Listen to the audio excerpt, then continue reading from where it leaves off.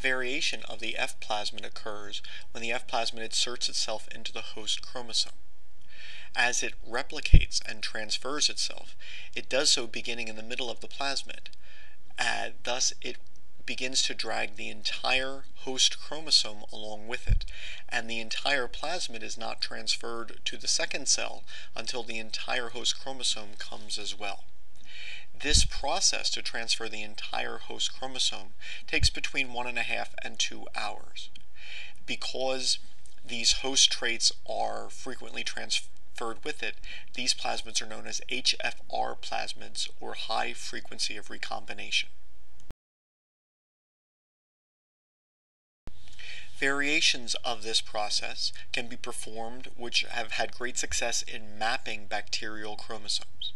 So, for example, if this conjugation is allowed to proceed, but it is interrupted at different intervals, say, after 10 minutes or so, then only the genes which are closest to the site where the F plasmid inserted itself, to this origin of plasmid insertion, would be transferred in that time interval.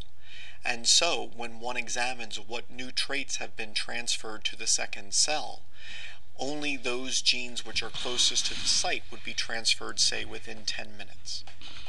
Then, this interrupted mating experiment could proceed, allowing, say, 20 minutes to pass before the cells are separated. And this could be done, originally simply with a blender, where the cells are allowed to form the sex pilus, which then brings the two cells closer together. But then as the medium is agitated, then the cells are torn apart. Thus, the length of conjugation can be controlled. If the cells are allowed to perform conjugation for 20 minutes, not only would the first genes which are closest to the origin be transferred, but then also genes which are a little farther away. If the conjugation is allowed to go on for 30 minutes, then a few more genes more distant to the origin might be transferred.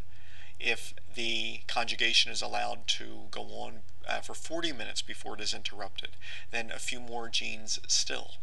Now, once again, it may take 1.5 to 2 hours for the entire host chromosome to be transferred, and so various interrupted mating experiments can be performed, which will allow one to map the genes on the entire host chromosome.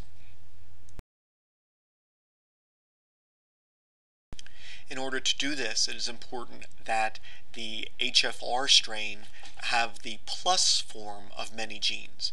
So the plus forms, say, of a galactose gene, or the plus form of a histidine gene, where the original cell can make these required metabolites. And then the second cell would be unable to make these metabolites, so it would be His minus or Gal minus, etc. And so therefore the minus strain would only be able to grow in media where these nutrients are provided. That way, if conjugation has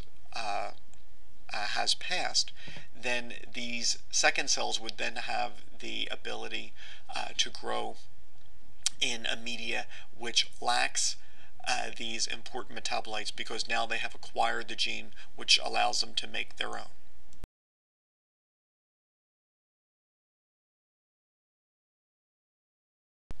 So this type of modified F plasmid, which has inserted itself into the host chromosome, has been a very valuable tool in mapping the bacterial chromosome and is known as an Hfr plasmid.